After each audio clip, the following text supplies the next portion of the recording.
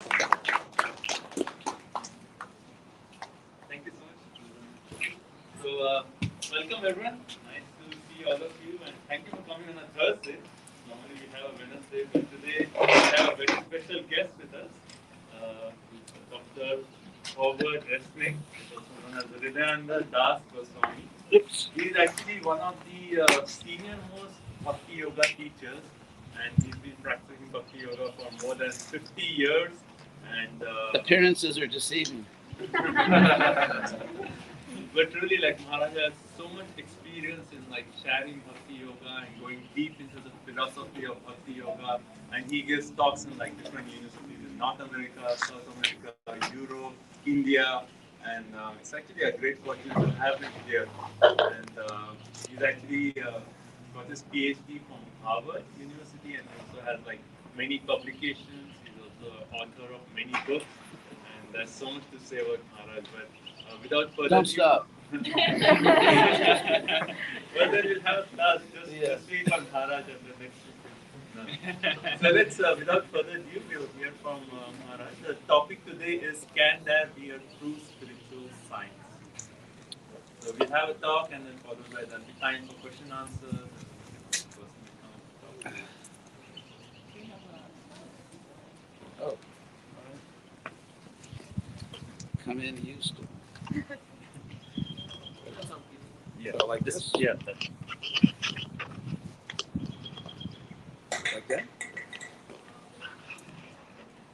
Hare Krishna.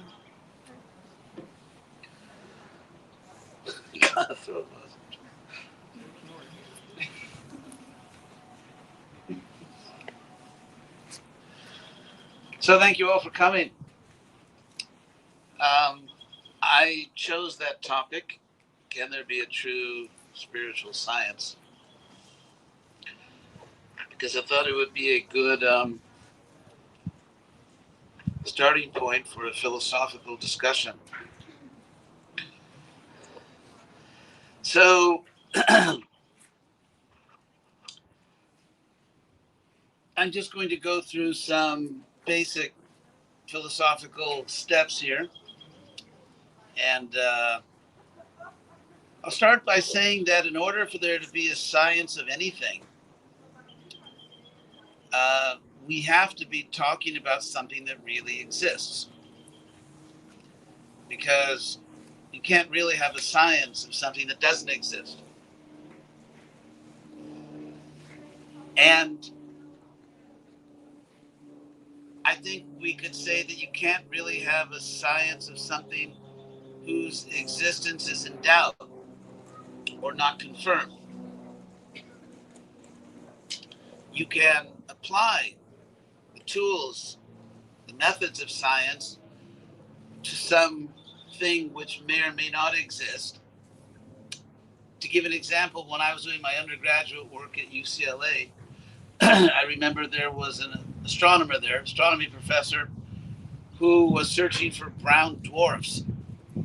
And a brown dwarf is something like a contender on The Universe Has Got Talent, but that didn't get the red button, or that didn't make it into the finals.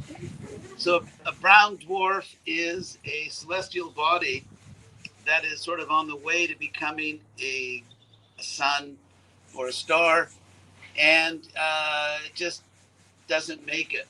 The internal combustion doesn't heat up enough, and so it doesn't make the cut. It becomes a brown dwarf.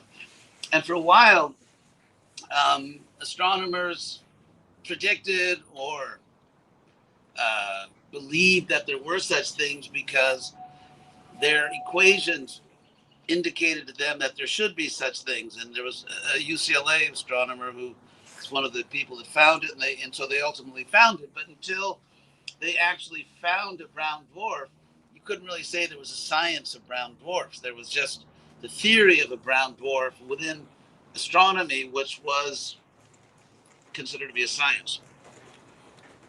I remember from my astronomy course that the astronomers are actually very frustrated. They're the only academic field that did not get the ology name, is astrology.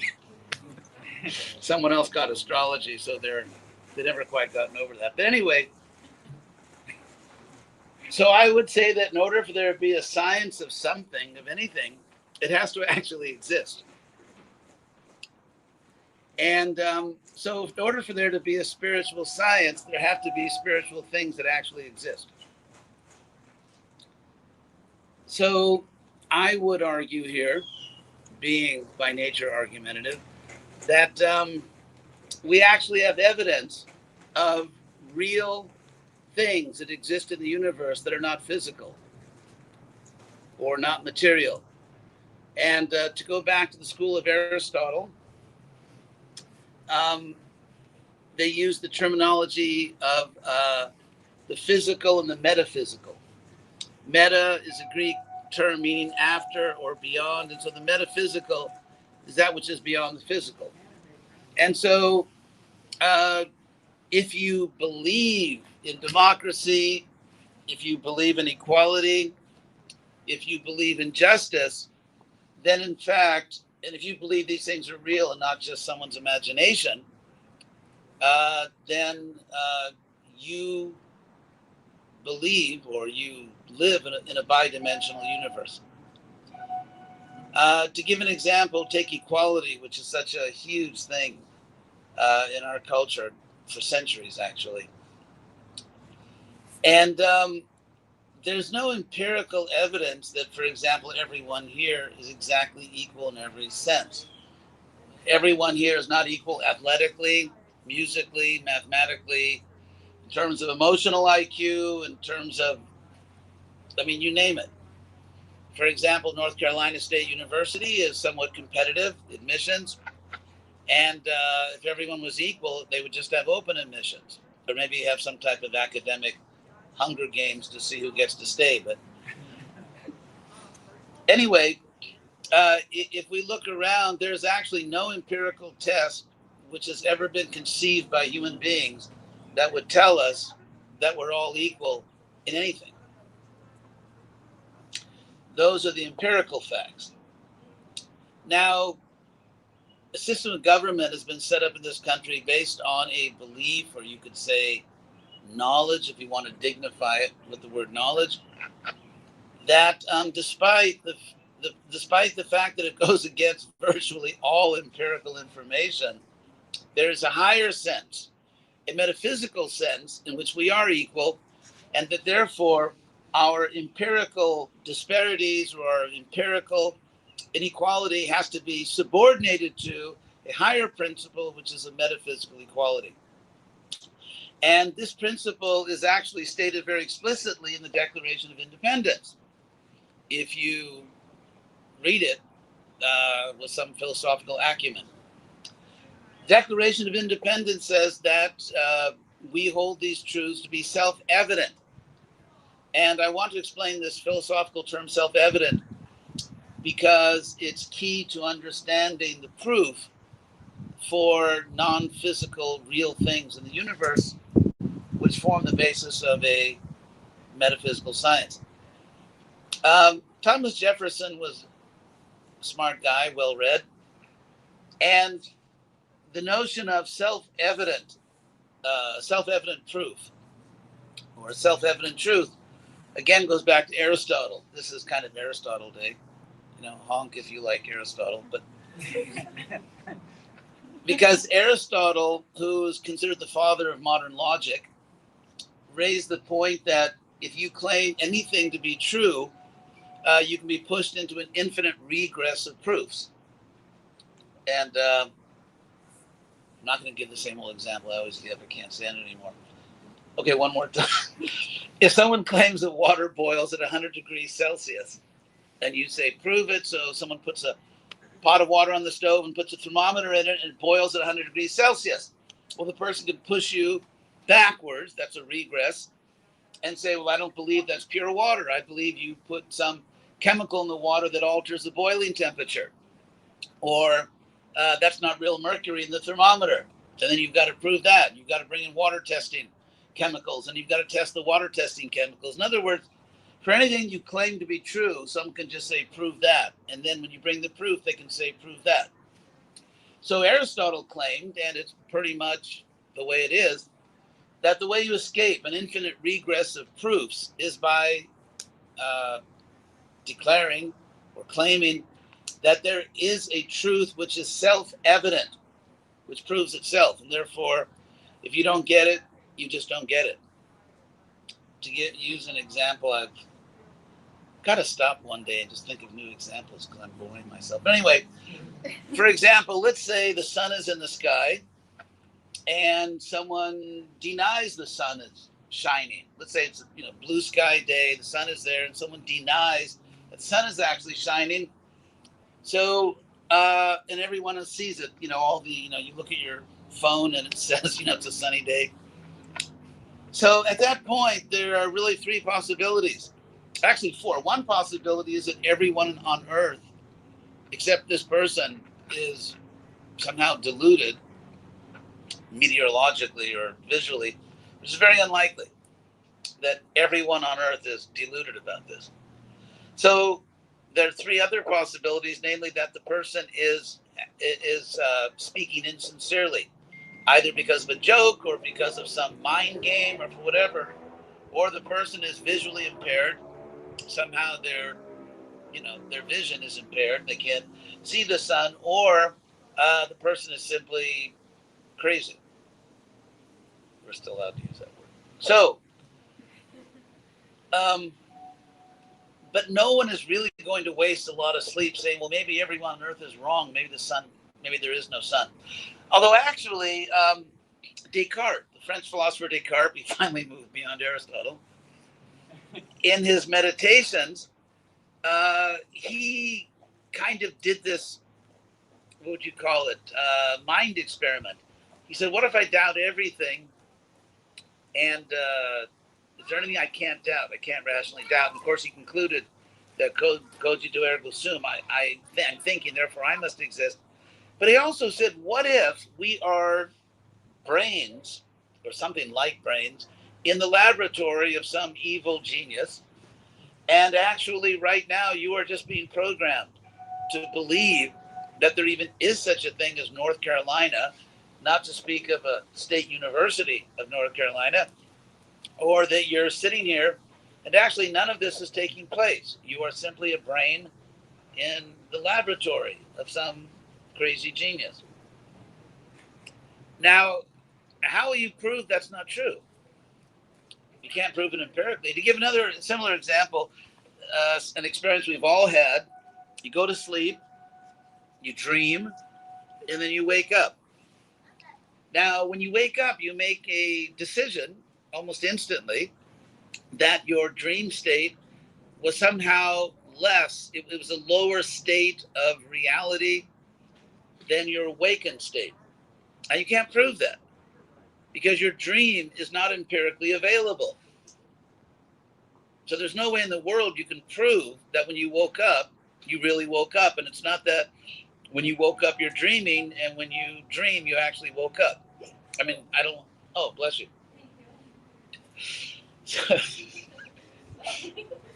We'll probably get over it. We'll probably need counseling, but we'll get over it. So the reason I'm bringing up these examples is because in our real life, in the real world, we have experiences that are self-evidently true.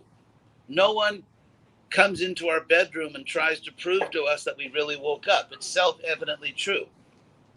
Or, for example, let's say you want to be an empirical scientist. And to do empirical science, you have to make an assumption that you cannot prove. So it's not that science is based on proof. Well, a lot of it is, but the foundation is not based on proof.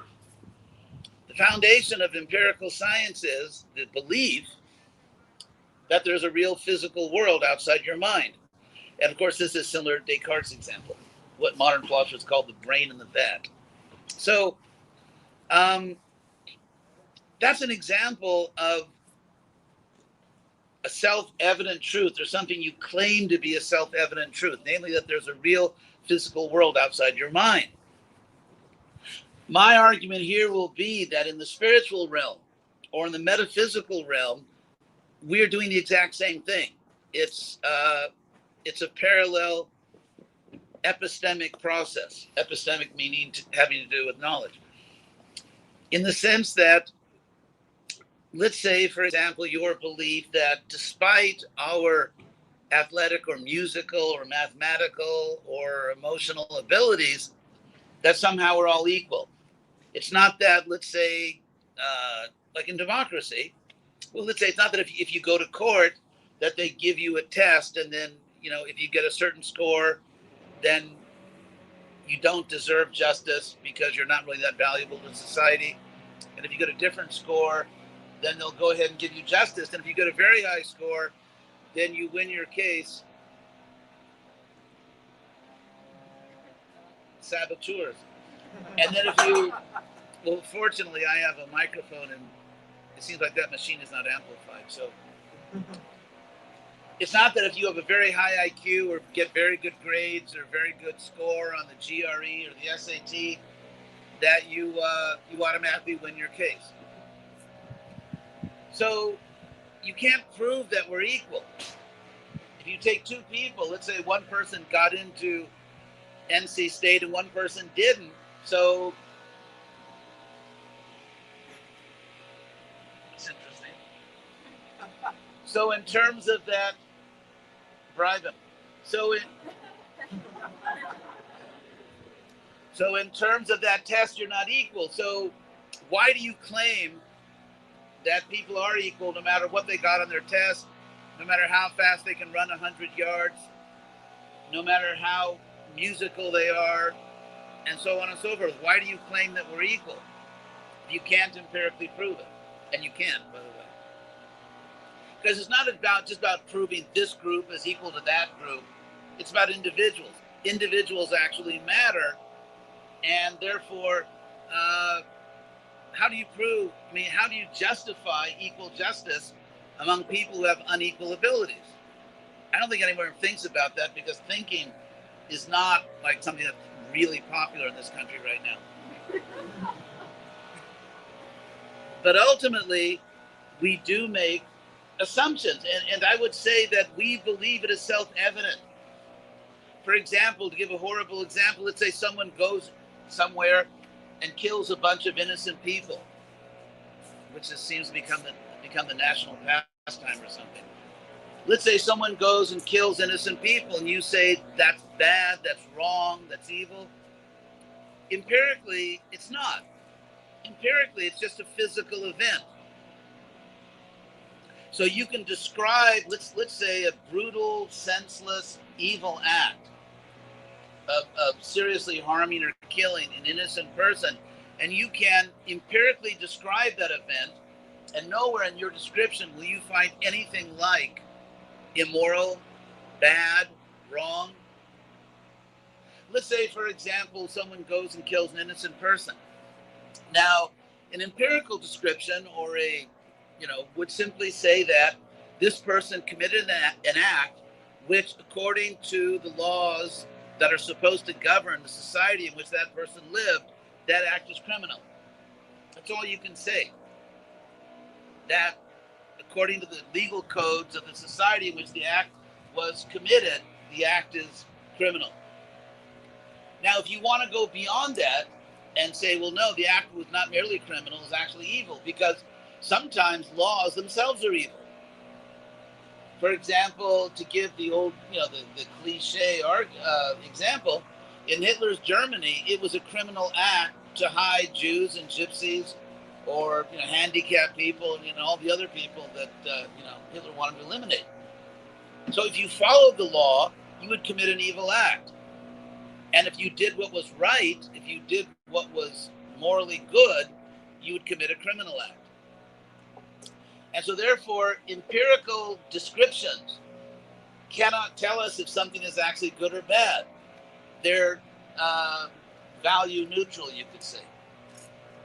So I'm not going to give a lot more examples, but the point I'm getting at is that in our real lives, we actually believe that some non-empirical things are objectively real, like good and bad. And so the philosopher Kant talked about this, that we have this intrinsic moral instinct.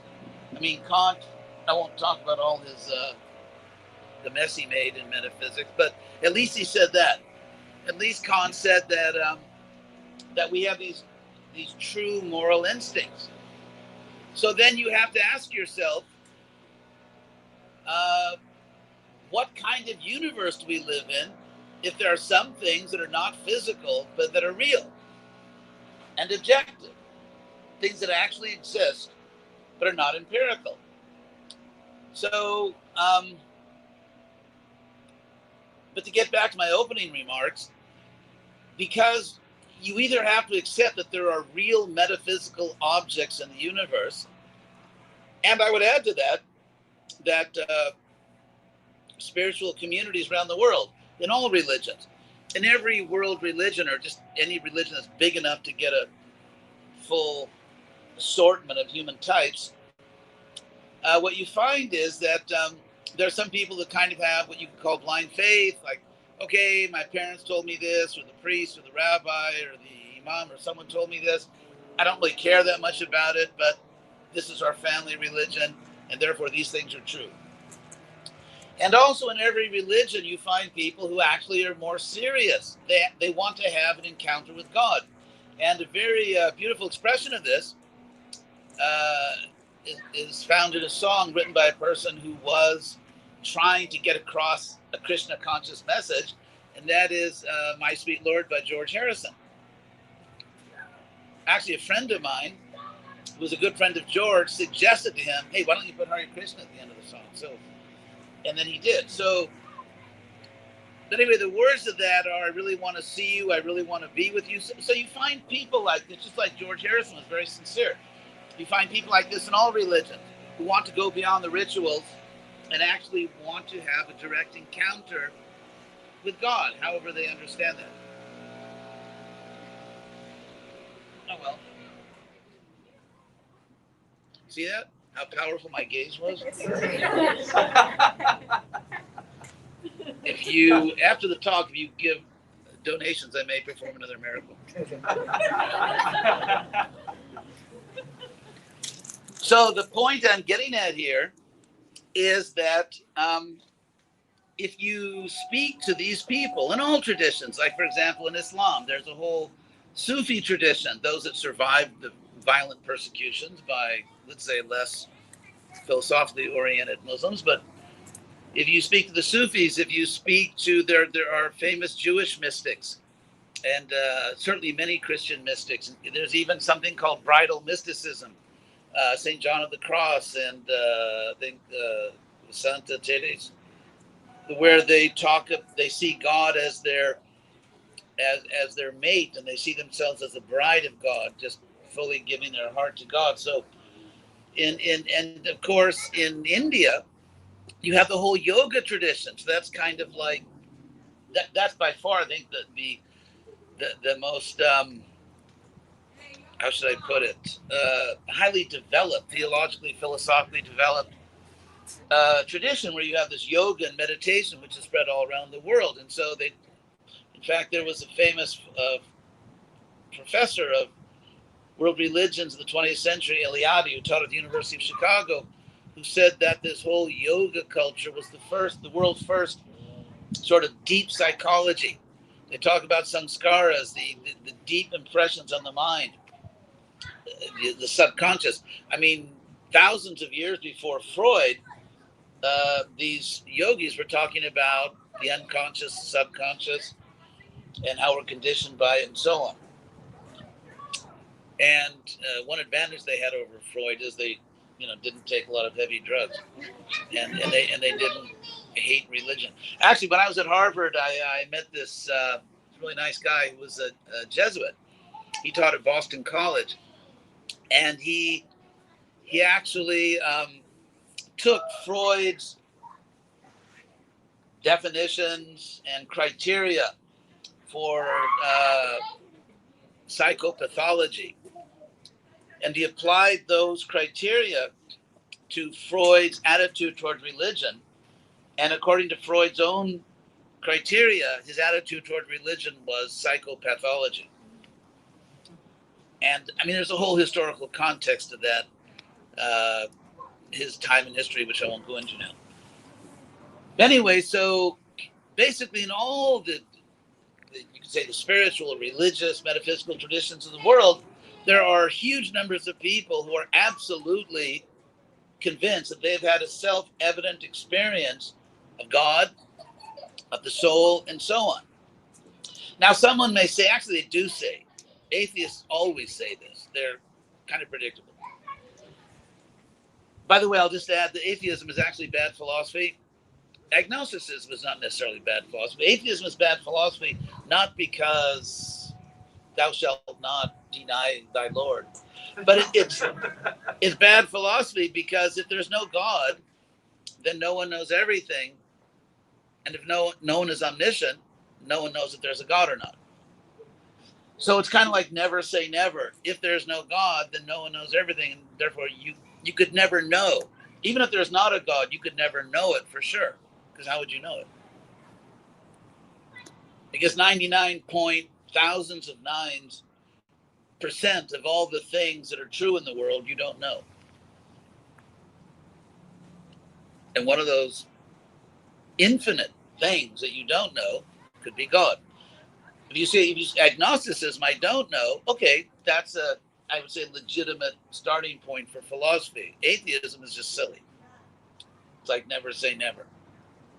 But in any case, what atheists will always say is that, well, the fact that a very, very strong majority of all the human beings that ever lived on the earth believed in some type of divine reality, whether they were polytheists or monotheists or some kind, or monists, whatever they were.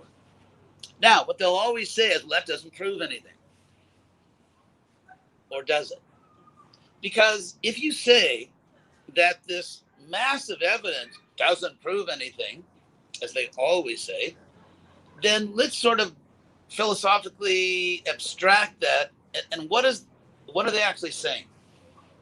What they're saying in more abstract philosophical terms is that human evidence is not relevant to proving things. Human testimony should not be considered when you're trying to understand if something is real or not, or true or not. Now, if human testimony doesn't prove anything, isn't it human testimony that tells us, for example, that we shouldn't walk down the street killing people?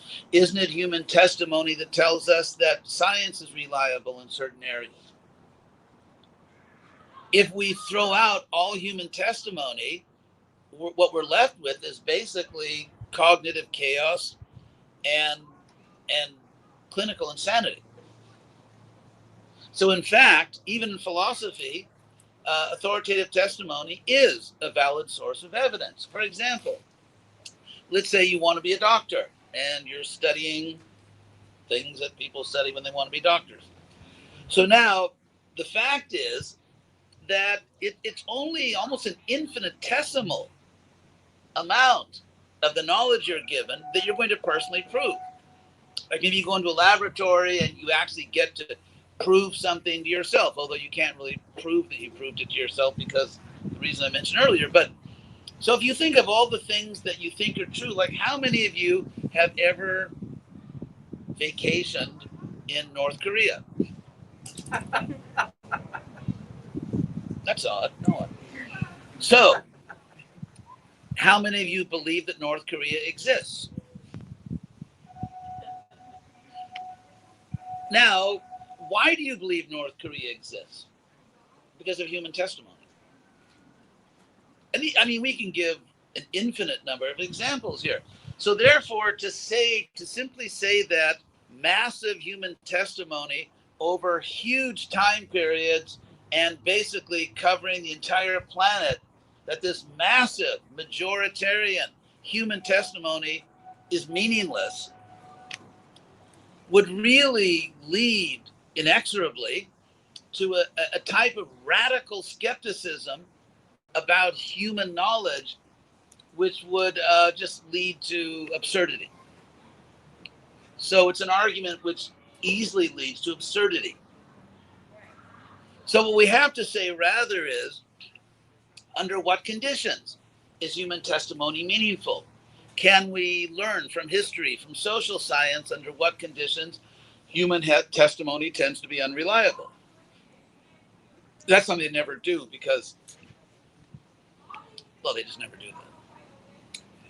So I'm going to leave time for questions and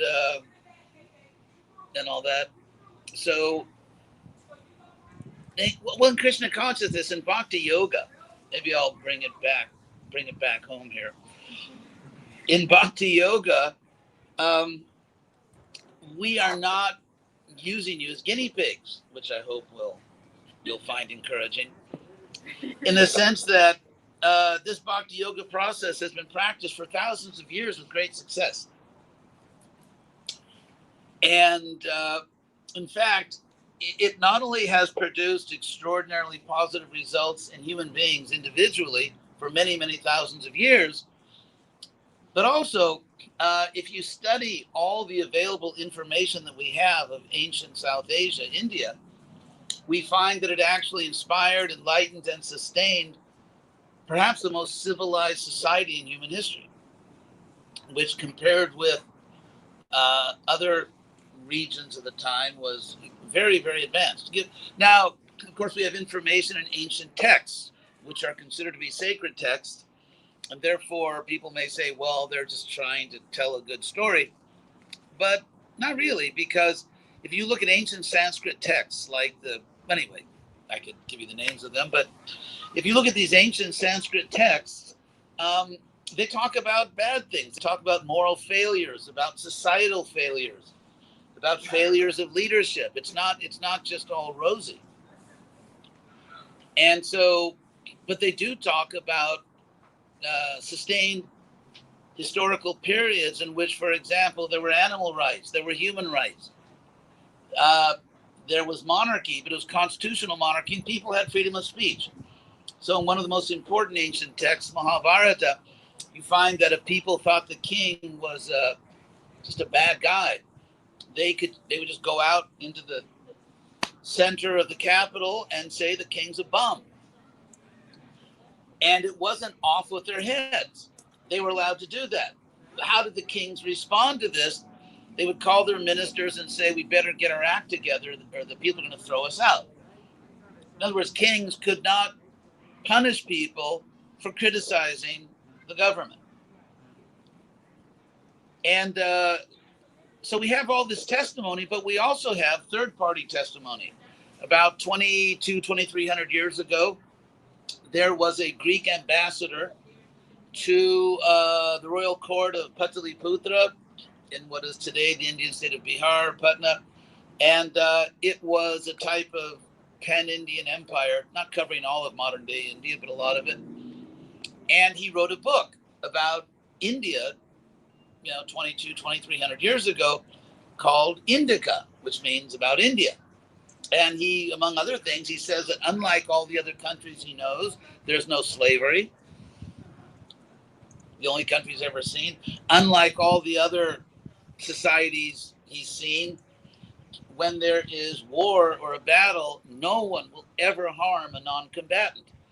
Now, if you know your Roman history, if you know your Greek history, if you know your Middle Eastern history, if you know history of anywhere, it was a standard technique in the olden days that if you laid siege to a city and the people didn't surrender, then that was really, that was very annoying, because it meant you had, you couldn't go home to your family. You had to stay there and lay siege, and you had to fight, and you might get killed, and some people were killed. So when you finally took the city, you expressed your displeasure by slaughtering all the men, enslaving all the women, and, just trying to communicate your displeasure. So, and this was a standard technique. This wasn't like, oh my God, it's like, like Hitler was an aberration. No, this was kind of like, ancient warfare for dummies. That's what you do. And we have, histories, let's say, of Roman wars written by Romans who were alive at the time, contemporary historians. We have Julius Caesar was actually a great writer. I mean, apart from being a tyrant, He's actually a really good writer, and he sounds very modern. It's funny because the Greco-Roman, the ancient Greco-Romans, are much more modern in their thinking than a lot of the medieval cultures. So, or Tacitus and other people, that's just what people did. That didn't happen in India. Megasthenes explains that there can be a battle going on, a pitched battle, and there can be, let's say, a farmer who's plowing his field just down the road and totally safe. No one's ever going to harm him. It's like if you go to, let's say, an NFL game, a football game, actually a college football. Let's say you go to a football game, you don't fear that one of the players in their team is going to jump into the bleachers and tackle you, or thrash you against your seat or something. It doesn't happen, because unless someone is actually legitimately on the field as a player, no one's going to touch them. So India, no slavery, no harm to people who are not voluntarily fighting. They have animal rights. They have animal hospitals. They have human hospitals. They have special ministries to protect foreigners visiting there, to make sure no one takes advantage of them. Huge percentage of the population is vegetarian. So it's the arts are highly patronized. In other words, if you actually have some talent in the arts, you can, the government will make sure you don't have to worry about money. You can do your art, you can do your music, you can write. And it's a very interesting society. And it was actually based on this culture.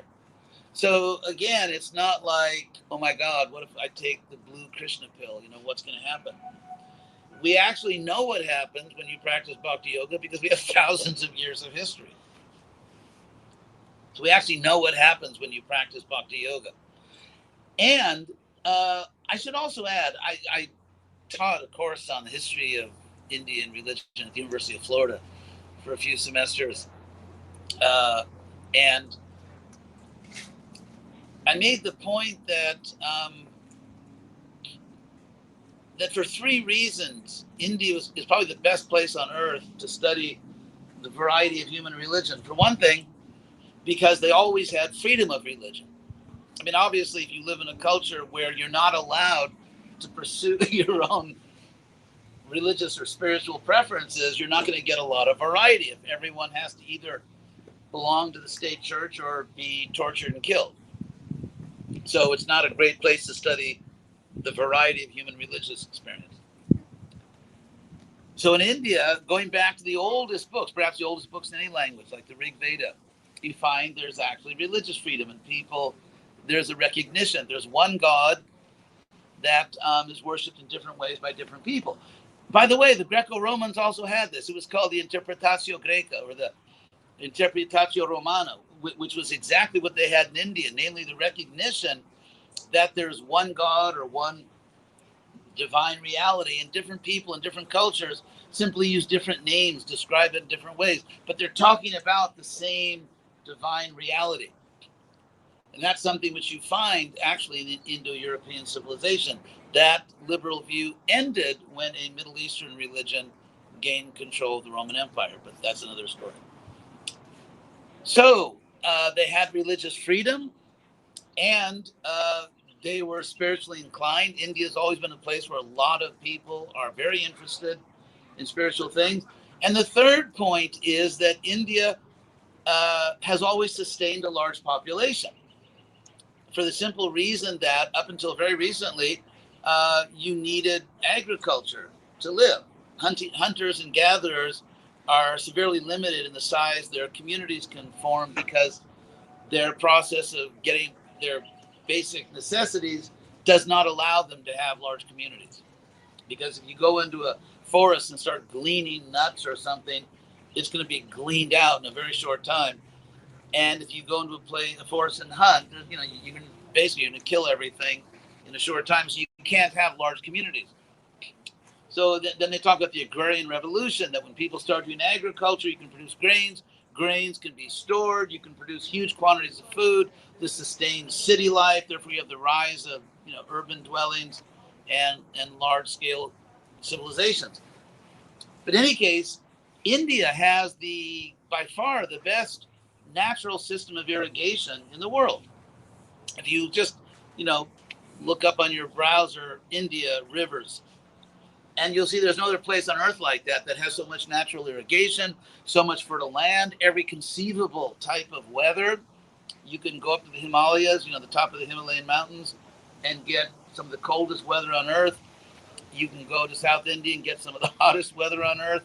You can get everything in between. So, because it was a country that was extremely hospitable to human dwelling, it always had a large population, it always had freedom, and it always had an interest in spirituality. And so you get this extraordinary variety of religions. India is the only country in the world where Jews were never persecuted, by the way. So, and here's the point I wanted to make. In that sort of, to use the crass modern metaphor, in that open marketplace of religious ideas, in which you had all these different competing views, every conceivable approach to spirituality, competing openly, freely, the big winner over historical time, freely, without coercion, the big winner was Krishna. The big winner was Bhagavad Gita. It was Krishna. It was Bhakti Yoga. In fact, that's what happened to Buddhism in India. It eventually became sort of reassimilated back into the Sanskritic culture through Krishna consciousness. So, what I mean to say is that if people are open-minded and spiritually inclined, there are historical forces that sort of lead them to Bhakti Yoga and Krishna, because objectively it's really good. So anyway, I'll stop here, and thank you very much for coming. Thank you for listening. And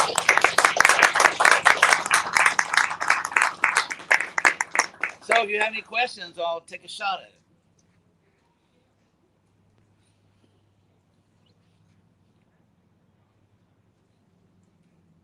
Yes, please.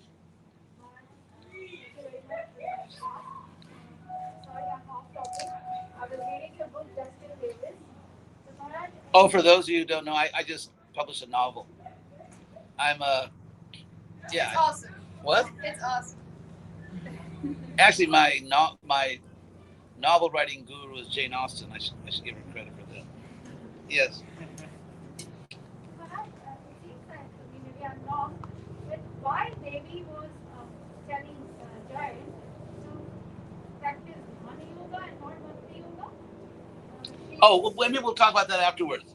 Spoilers. Yeah, spoiler alert. Actually, when we're done here, come over and I'll explain to you all about it. Okay. Anything else? Yes. In our text, are there levels to which people practice Bhakti Yoga history? Like, I know that Christianity is some people that are Christians or less strict degree, and then there's Christians who venerate saints, and there's people like that. So, to what degree did people strive for? Like different levels of attainment. Yeah, Bhakti Yoga. Right. Did you all hear that? No. Okay. What's your name? Raja. Raja. Hey. That sounds like Sanskrit.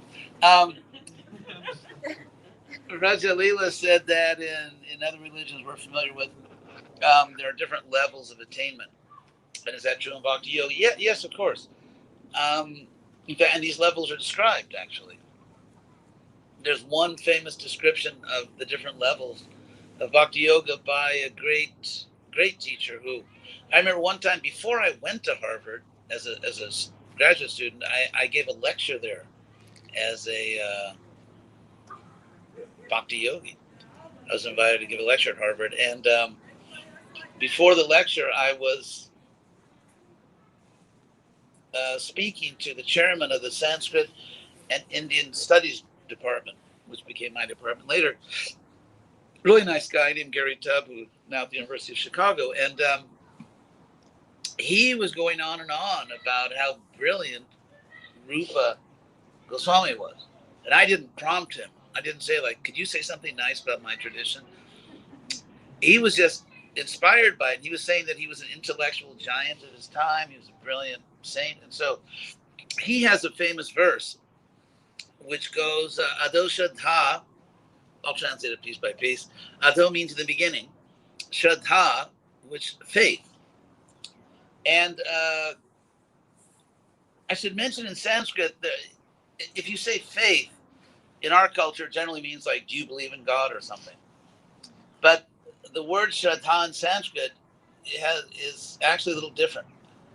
There is another word, astikyam, which means just to believe in God's existence, to believe that God exists. That's called astikyam. From the Sanskrit word asti, which means he or she exists. Actually, from the word asti, we have all these words like German ist, English is. Anyway, won't go through all the languages. So the word shrud means like the heart, and ta means to place. So to really put your heart into something is the word shraddha. So he says in the beginning, although you have to have at least some inkling or some idea that there's something good here. Was this song Herman and the Hermits? Something tells me I'm into something good. I guess your age, you don't know Herman and the Hermits. Yeah, that was a 60s group. Anyway, he had a song called my head is full of 60s music. He had a song called Something Tells Me I'm Into Something Good. So if you have that sense that I believe there's value here, I think this could be good for me, then that's the beginning. And then tatak sadhu sangha, because you have that idea, you want to associate with other persons doing that. It's just like if you decide you want to be a pole vaulter for some reason, then you start to hang out with pole vaulters or pole vaulting coaches. So, or if you decide, let's say you want to be say an engineer, you have to associate with engineers. You have to learn engineering. So if you have that basic idea, there's something good here, something which could enrich my life, and then you seek the association of persons who are doing this. Sadhu Shraddha, Tatak Sadhu Sangha, and then he said, Tatak Bhajana Kriya. And then you actually begin your, you could say, devotional activities. It's like, let's say you're interested in engineering. You go to an engineering school and you start to practice. You start to practice engineering, do exercises and read books and so on. And so it's the same thing in Bhakti Yoga. You associate with people and then you start to practice. And then Bhajana Kriya Anartha Nivrittisya. And because this is spiritual, he says the next stage is that you start to give up activities which you perceive to be useless, of no value. Activities which, for example, I can honestly say that when I was many years ago a student at Berkeley, started my first several years undergraduate at Berkeley, actually I was in the middle of all that political stuff. My picture even came out on the front page of the Oakland Tribune in the middle of a riot. Anyway, so I wasn't rioting. I was just kind of... But anyway, so when at a certain point, I had a very strong feeling that I was doing a lot of useless things. And, I was engaged in a lot of activities that just weren't really taking me anywhere. Just because, you can't live, no man is an island. So you have to have some friends. So I would go and do things because you can't object to everything that your friends want to do. But I just had this general impression that I was kind of wasting my time and that there were much more important things to do in life. And so that's an Artha-Nivritti shot. You start to give up activities that just you realize aren't going to take you anywhere. And then Tato Nishta, and then you start to advance. You start to become really good at Bhakti Yoga. And then it goes on. And then you reach higher and higher levels. Where's the girl that asked the question? It's here, closer. Oh, there you are. Yeah. So anartha nirvritisya tato nishta, ruchista, and then you really start to enjoy it. You actually discover this, you know, often in Eastern tradition, they'll talk about an ocean of bliss. But you really do start to discover this unlimited happiness. It's like, let's say you form a relationship, you become attached to someone, and you go through the euphoria, you know, with like all the endorphins are firing. And then generally relationships settle down into sort of a calmer state, and you're not like thrilled at every moment. And but the nature of spiritual pleasure is that it does increase forever. It keeps increasing forever because you've tapped into something which is infinite. If you are deriving your most important happiness in life from something which is limited, your happiness must be limited. You can't fix it. You can say, okay, I'll get a new relationship, or we'll do counseling, but the fact is that if you have a finite object of pleasure, your pleasure will always be finite. And if you have an infinite source of pleasure, your pleasure will be infinite. So, and then you develop pure love. Yes. I was just curious how you found Bhakti Yoga, or How you found Bhakti Yoga, or how it came into your life. Oh, thank you. As I said, I was a student at Berkeley. I was kind of, I would say, frustrated, if not disgusted, with materialism. In fact, at one point, I was so just kind of tired of the material. Sorry, it's so much. Yeah, this is good. Thanks for coming. Yeah. Yes. At one point, I was so frustrated that I literally looked at the map because I saw a Peace Corps table. You know, they were, Peace Corps was kind of recruiting on campus at Berkeley. And so I found the place was farthest away from where I was, which turned out to be Micronesia. In the South Pacific, so I decided I'm going to go to Micronesia, get away from everything. And then my old brother was also a student at Berkeley. He kind of came over one day and put his arm around my shoulder and said, can we talk about this idea of you're going to Micronesia? So anyway, I didn't go to Micronesia. And then I went to I went to Europe. I did my summer thing in Europe. Traveled. I went to from the Arctic Circle to North Africa. Even rode a motor scooter off a cliff on a Greek island and survived somehow. Hardly a scratch. True story. My girlfriend in the back of the scooter, and She lived too. yeah, she fell on the roadside and actually broke her leg. She blames herself because I didn't blame her, but she said because she was taking all these diet pills, which in those days would really mess up your nervous system, and so she was kind of look out.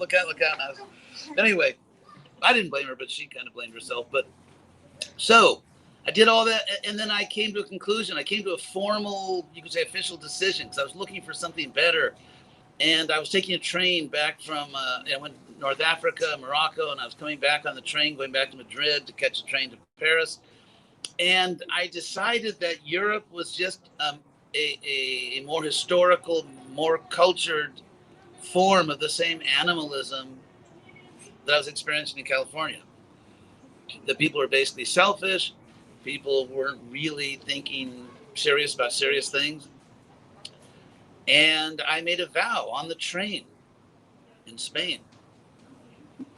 I made a vow that when I got back to America, I had to stay in college because of the draft. I didn't want to go to Vietnam. So for all the silliness of my experience in Berkeley, it was much better than getting my throat cut in Vietnam for a war I was opposed anyway. So I went back there, I made a vow, and I wrote it in my journal that when I got back to California, I was really going to focus on trying to find God, trying to find whatever was the highest truth. And I didn't just want some experience like LSD or something. I wasn't looking I actually wanted to attain a higher state of consciousness and just live there like every day. I'm in that higher state of consciousness and I keep going. I understand. I wanted a map of reality. And I wanted to actually realize it, experience it. And So when I got back, I started investigating, and I was open-minded. I wasn't fanatical at all. I mean, I would talk to anyone who claimed to have knowledge about God or about the soul. I talked to people from all the different religions, and I respected them. I felt that anyone who would actually go out in public and talk about God has a certain courage and a certain piety. And so I didn't think any of them, I didn't think there was one truth. I knew that all these people in their own ways are connected to God. I never thought for a moment there's only one thing and everybody else is bad or wrong. I never thought that. But when I came to the Bhakti Yoga parade, I just had this experience that these people are actually in higher consciousness. These people have a serious discipline practice. They're not, they're really, this is really about higher consciousness. And then when I read the philosophy, I read Bhagavad Gita. I went home to LA for the summer, and I read Bhagavad Gita. And when I read that description that we are qualitatively one with God, but quantitatively different. God is infinite. We're infinitesimal. I just shouted, Eureka. And I knew that's it. That's the perfect ontology or philosophy of existence, because I was exposed to monism, the idea that we're all God. Which when you first hear that, it's like, wow, that's really mind blowing. But when you think about it, wait a second, if I'm God, why do I have to go to the dentist? And why does that pretty girl not want to dance with me? And so, all the frustrations of youth. And so I realized that I'm not really, if I'm God, then, it's a bad day for God. So, and yet I also was not satisfied by this sort of severe dualism that you tend to find from religions that come from the Middle East. Like we fall so short of the glory of God that, you little twit, or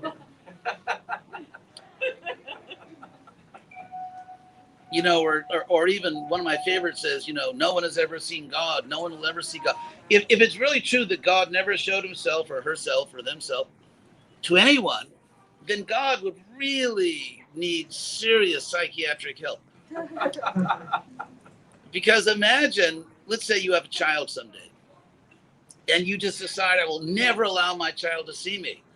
That's sick. And so, I was going on the premise that God is not sick. And if you're a parent, if you're a father or mother, your greatest pleasure is to have your child see you. And as your little baby grows, the day comes when the child really sees you, is really looking at you, and really, cognitively developed to the point of understanding you're another person, and I love you. And that's the greatest joy for a parent. And so to say that the supreme parent is like, weird like that. And also beauty, like we are attracted to beauty. So why can't there be infinite beauty? If we find degrees of beauty, I mean, you can say, everyone's beautiful, but everyone that ever went to a party studies the degrees of beauty in the room.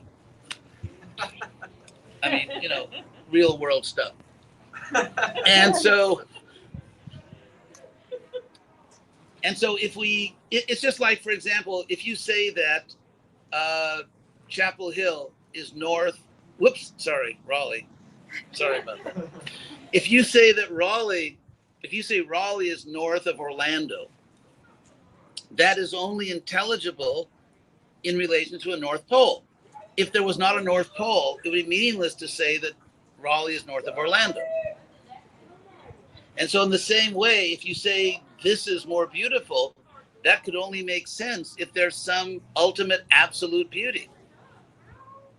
And so if you study the universe, just look up online those highly magnified pictures of snowflakes, of sand grains, which are unbelievable, of insects.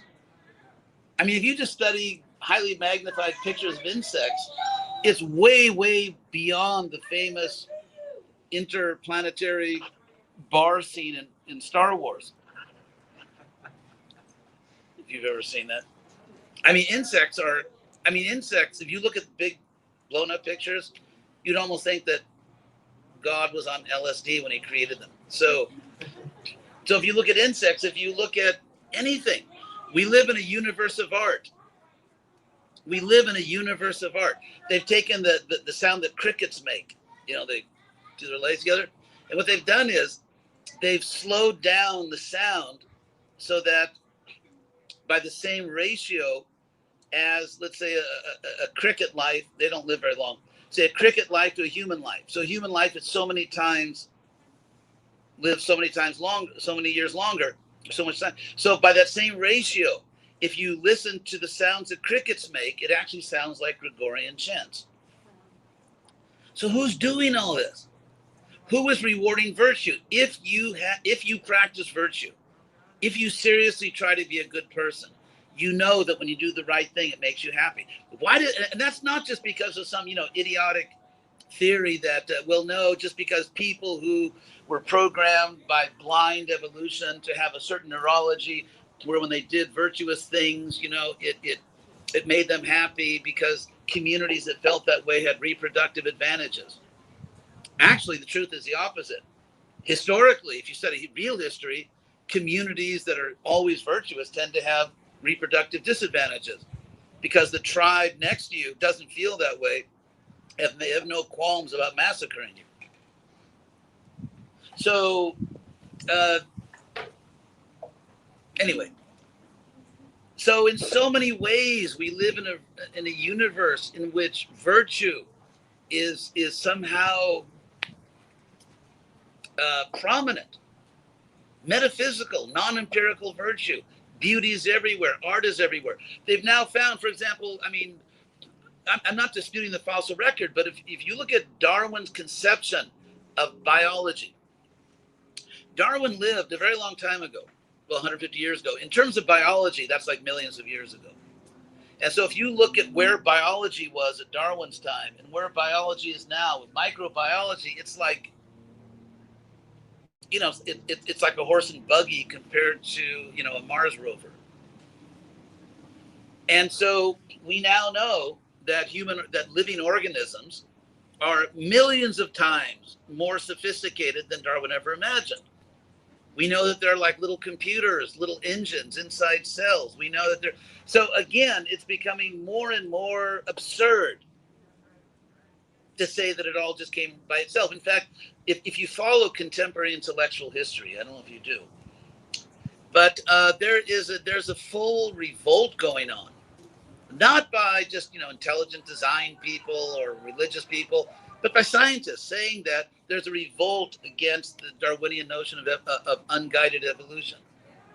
And it's spreading. It's spreading to biologists. It's spreading to philosophers. It's spreading to, people to neurologists, because it's becoming more and more absurd to say, because the more complex an organism is, the more complex anything is, the probability that it's self-assembled or, just by natural things, like let's say the sun shone and it rained and there was some seismic shaking and you get these like ridiculously sophisticated computers that are far, far beyond our computers. And all you need is, rain, sun, wind, and little seismic activity and a time span. It's absurd. The probability turns out to be almost infinitely improbable. It's like 10 to the, God only knows, what to the 10th, to the 80th. It's like an absurd number. So if you look at all of that, then, back to my narration. So I was looking for that. I mean, to me, it was self-evident. I had experienced that there is a higher intelligence, even within me, that's not me, that there's some higher intelligence, some higher being that's guiding me somehow. And I proved it to myself by different kinds of just experiments. The fact that, so anyway, so I was not looking for a religion. I should add that. My parents gave me a religion, and I actually experienced God in the religion my parents gave me, and people were really nice to me. So I wasn't looking for a religion. I was looking for a science, a spiritual science. I was looking for higher consciousness. And I was not sectarian. I was not fanatical. I was just in a methodical, rational way looking for a science of God, a science of everything, a metaphysical science. And then when I found it, I began to practice it in all my experiences. I've been doing this now for, oh my God, 2021, isn't it? I've been doing this now for almost 52 years. I started when I was like 1. No, I'm just kidding. So I've been doing this, and I'm like everyone has their propensities. I'm a rational type person. I need things to be reasonable for me. If it's not reasonable, I just can't really consume it. And so all my experiences have exactly matched what was supposed to happen. So I'm a satisfied customer.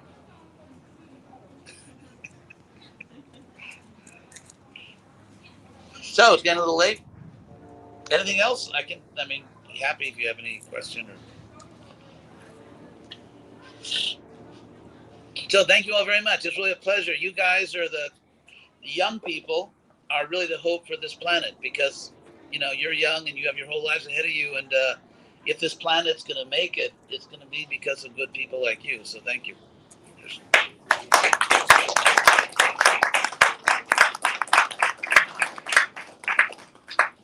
Thank you so much, Maharaj. Actually, Maharaj came here to actually have a writing retreat and working on another one of his books, and he's taking his precious time to come here and share knowledge. It was very convincing, at least to me, here Maharaj's point is just makes complete sense. It's just wonderful, and well, thank you.